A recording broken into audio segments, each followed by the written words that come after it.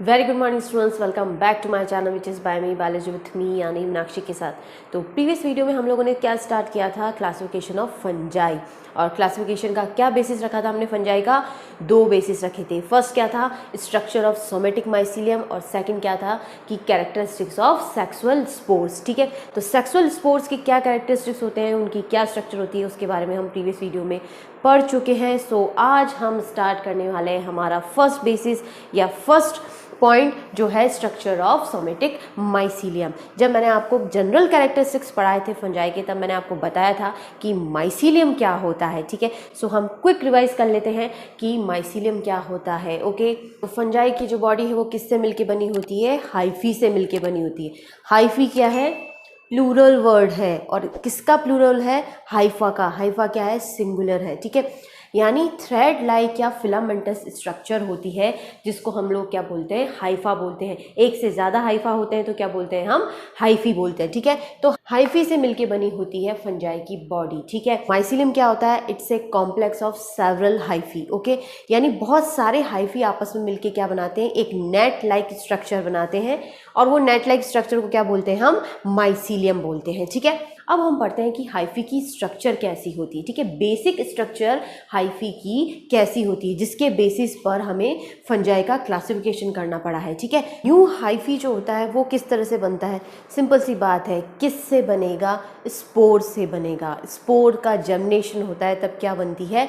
नई बॉडी बनती है। ठीक है, तो स्पोर के अंदर कैपेबिलिटी होती है नया हाइफा या हाइफी बनाने की। ठीक है, तो क्या होता है कि new hyphae arise from A spore. Spore से बनता है। कैसे बनता है कि जब स्पोर है वो जर्मिनेट होता है। ठीक है, तो जर्मिनेशन से क्या होती है? ऊपर की तरफ एक ट्यूब निकलती है, जिसको हम बोलते हैं जर्म ट्यूब। जैसे एक स्ट्रक्चर है कि एक स्पोर है, स्पोर में जब आपकी फेवरेबल कंडीशन आती है, जब इसमें जर्मिनेशन होता है, तो जर्मिनेशन से क्या होता है कि ऊपर की तरफ जो है वो एक ट्यूब लाइक स्ट्रक्चर निकलती है ये। ठीक है, ये जो ट्यूब लाइक स्ट्रक्चर होती है इसको हम क्या बोलते हैं? जर्म ट्यूब बोलते हैं। ठीक है, ये वर्टिकल डायरेक्शन में अराइज होती है, तो ये वर्टिकल डायरेक्शन में बनती है। एक स्पोर के अंदर एक सिंगल ट्यूब भी बन सकती है और एक से ज़्यादा ट्यूब्स भी बन सकती है। ठीक है, जब सिंगल ट्यूब बनेगी तो क्या होगा? एक हाइफा बनेगा। जब मल्टी ट्यूब्स बनेगी, एक से ज़्यादा ट्यूब्स होती है, तो वो स्ट्रक्चर कैसी बनेगी? आपके पास ब्रांच्ड होगी, एक से ज़्यादा हाइफा बनेंगे। ठीक है, उसके बाद क्या होता है? वो जो जर्म ट्यूब है, वो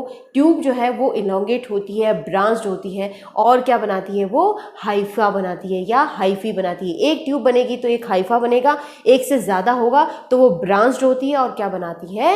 हाइफी बनाती है। ठीक है, और ये जो हाइफी है ये एक साथ बहुत सारे हाइफी आपस में मिलके माइसीलियम बनाते हैं, नेट लाइक स्ट्रक्चर बनाते हैं। ठीक है, नेक्स्ट आता है कि इनकी जो साइज होता है वो कितना होता है? तो 5 to 10 माइक्रोमीटर इन डायमीटर। उनका जो डायमीटर होता है वो कितना होता है? 5 to 10 माइक्रोमीटर होता है। ठीक है, तो हाइफा की स्ट्रक्चर कैसी होती है? मैंने अभी आपको बताया कि वो जर्म ट्यूब निकलती है, वो ट्यूब जो है वो सेपरेट होती है, वही बड़ी होती है, इलोंगेट होती है, ब्रांच होकर क्या बनाती है? हाइफा बनाती है। ठीक है, तो किस तरह की स्ट्रक्चर होती है कि हाइफा जो है वो इस तरह की स्ट्रक्चर होती है। ठीक है, एक ट्यूब लाइक स्ट्रक्चर होती है, ये ट्यूब लाइक इस तरह की वॉल बनाती है। आउटरमोस्ट लेयर है जो कैसी है? ट्यूब लाइक स्ट्रक्चर बनाती है। ठीक है, ये ट्यूब लाइक स्ट्रक्चर जो है, इसके बीच का जो ये पार्ट होता है ये क्या कहलाता है? एक कैविटी कहलाता है। इस कैविटी को क्या बोलते हैं हम? ल्यूमन बोलते हैं। ठीक है, क्या बोलते हैं? ल्यूमन बोलते हैं। ठीक है, ये जो ल्यूमन होता है ये किससे फिल्ड है? यानी ये जो कैविटी है ये किससे फिल्ड है?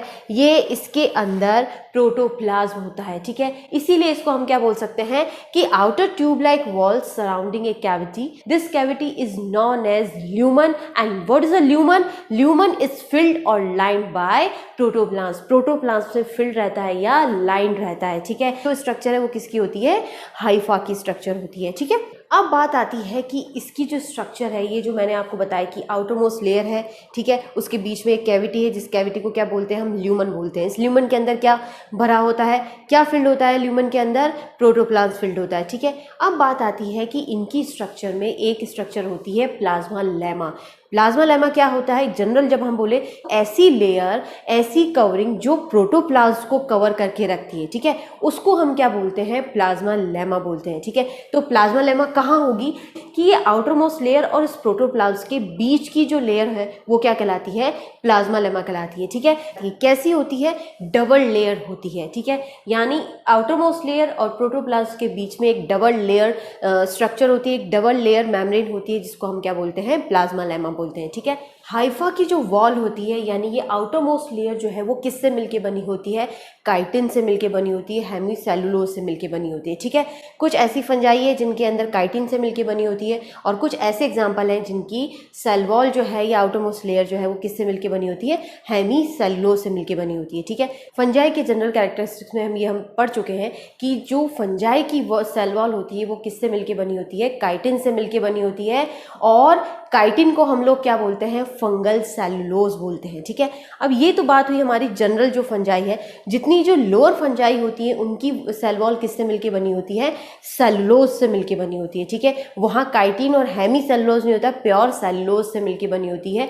किसमें? जो लोअर फंजाई है, ठीक है, याद रखिएगा। नेक्स्ट आता है कि हाइफा के अंदर ग्रोथ किस तरह से होती है, ग्रोथ का पैटर्न क्या होता है, ओके, किस तरह से उसके अंदर। मैंने अभी आपको जब कैरेक्टरिस्टिक्स पढ़ाए थे तब बताया था कि हाइफा या हाइफी जो होते हैं वो कैसे होते हैं? कुछ सेप्टेड होते हैं, कुछ एसेप्टेड होते हैं। तो उनके अंदर किस तरह से उनका फॉर्मेशन होता है, सेप्टम जो है वो किस तरह से बनते हैं। तो सबसे इंपॉर्टेंट चीज़ होती है कि हाइफा की ग्रोथ किस तरह से होती है, कहाँ होती है। तो growth of Haifa is distal end near the tip.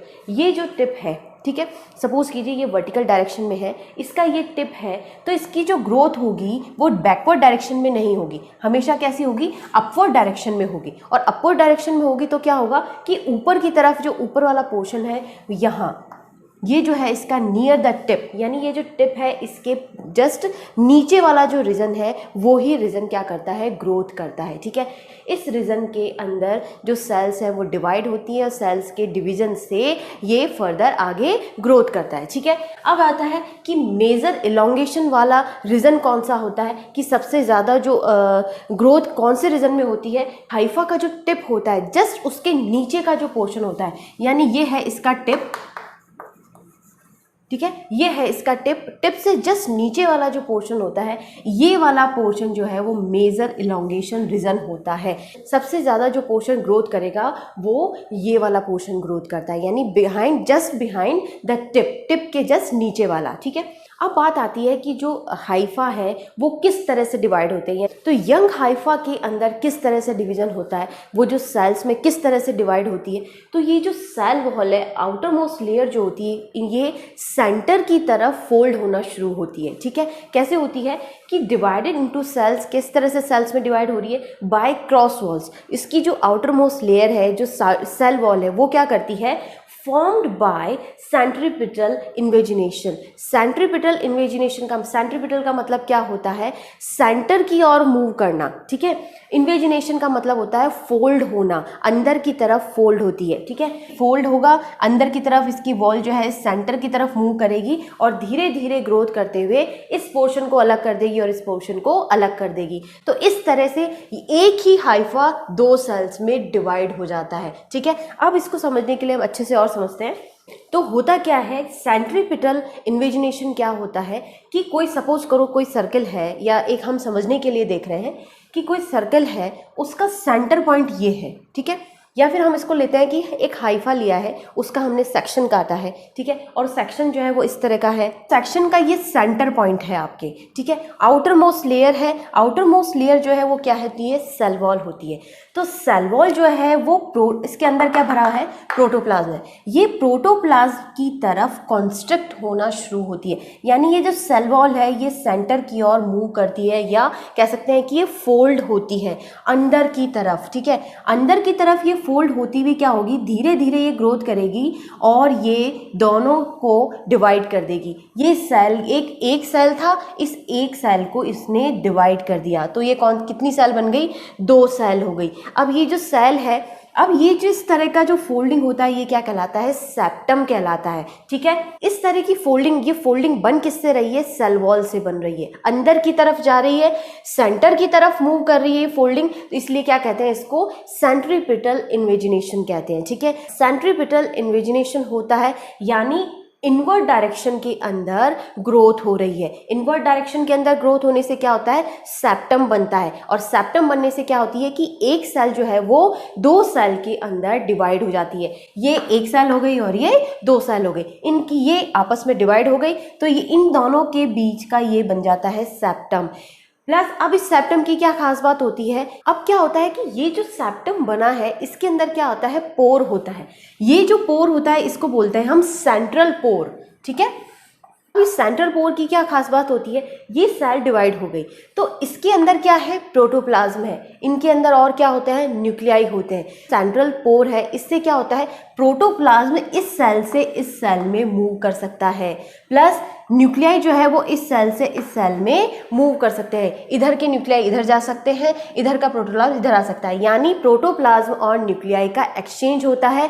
और वो एक्सचेंज किसके थ्रू होता है, एक सेंट्रल पोर होता है, और वो सेंट्रल पोर किस में होता है, सेप्टम में होता है। सेप्टम किससे बना है, आपका सेंट्रीपिटल इन्वेजिनेशन होता है, किसका, जो एग्जिस्टिंग सेल वॉल होती है। इस जो एग्जिस्टिंग सेल वॉल कौन सी होती है, जो इसके ये वाली जो सेल वॉल है, यानी उस पर्टिकुलर उस एरिया की जो सेल वॉल है वो अंदर की तरफ मूव करती है, अंदर की तरफ ग्रोथ करने से सेप्टम बनता है। ठीक है, और सेप्टम से क्या होता है, सेल्स जो है वो 2 पार्ट्स में डिवाइड हो जाती है, यानी एक सेल 2 सेल के अंदर डिवाइड हो जाती है। तो सेप्टम बन गया, सेप्टम बनने की वजह से क्या होता है, हाइफा जो है वो 3 फॉर्म्स में मिलते हैं। फर्स्ट जो फॉर्म होता है वो क्या होता है, नॉन सेप्टेट होता है, और उसके साथ में क्या होता है, सिनोसाइटिक कंडीशन होती है। सेल के अंदर मल्टी न्यूक्लिएट स्टेज मिलती है तो वो क्या कहलाती है, सिनोसाइटिक स्टेज कहलाती है। तो फर्स्ट फॉर्म क्या हो गया कि नॉन सेप्टेट है प्लस सिनोसाइटिक कंडीशन में है।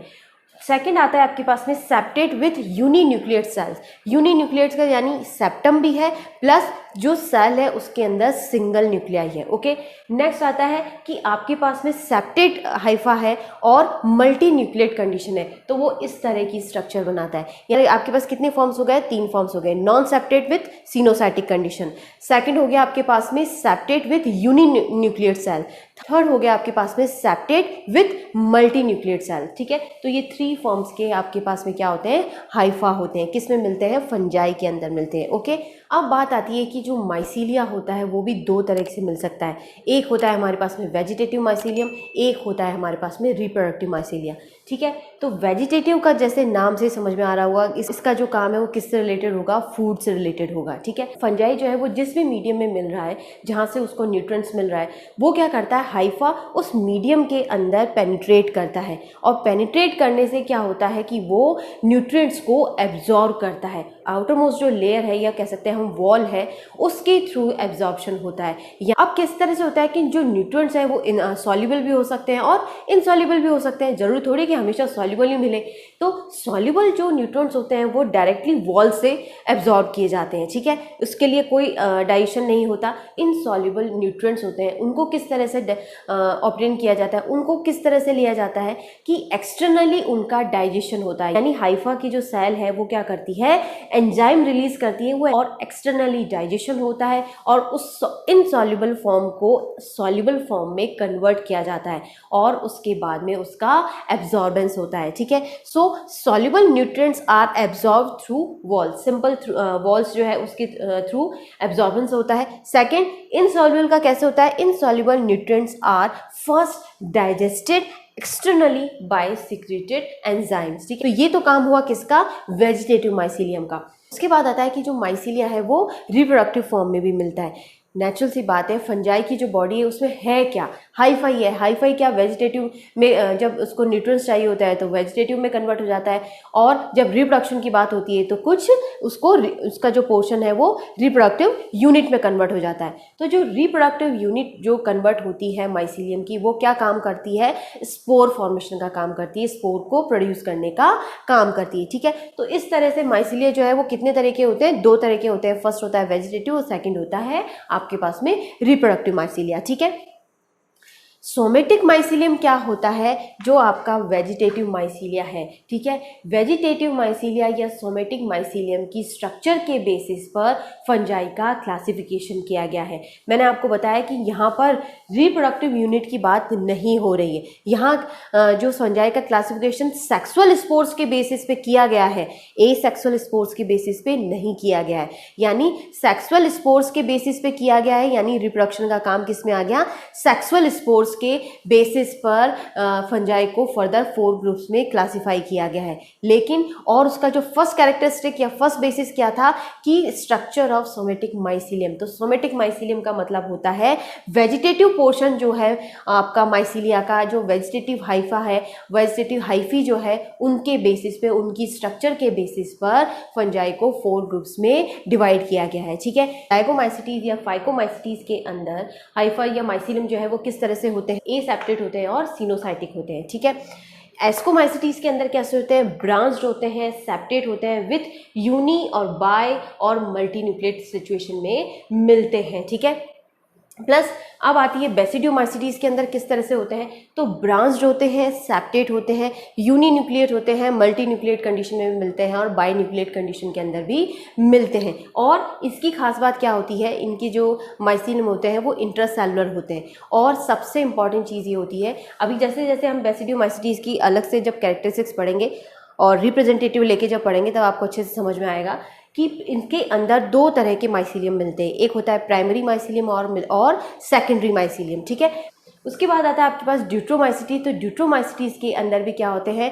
जो माइसीलियम होता है वो सेप्टेट होता है, ब्रांच्ड होता है, प्लस यूनी, बाय और मल्टीन्यूक्लिएट सेल्स मिलती है, ओके। और इसके अंदर भी 2 तरह के आपको माइसीलियम मिलते हैं, वही प्राइमरी और सेकेंडरी। तो हम इनका रिप्रेजेंटेटिव लेके जब स्टडी करेंगे तब आपको अच्छे से समझ में आएगा कि इनके जो हाइफा है वो किस तरह से इनको प्राइमरी और सेकेंडरी बोला गया है, ठीक है। तो ये तो था हमारा सोमेटिक माइसीलियम की स्ट्रक्चर, या बोल सकते हैं माइसीलियम की स्ट्रक्चर की। माइसीलियम किससे मिलके बना होता है?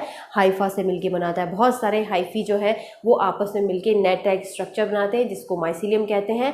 और माइसीलियम जो है उसमें किस तरह से सेप्टम बनता है और वो किस तरह के होते हैं? नॉन सेप्टेट होते हैं कि सेप्टेट होते हैं, यूनिन्यूक्लिएट होते हैं, मल्टीन्यूक्लिएट होते हैं, या सिनोसाइटिक कंडीशन में होते हैं, ठीक है। तो माइसीलियम जो है वो वेजिटेटिव भी हो सकता है और रिप्रोडक्टिव भी हो सकता है।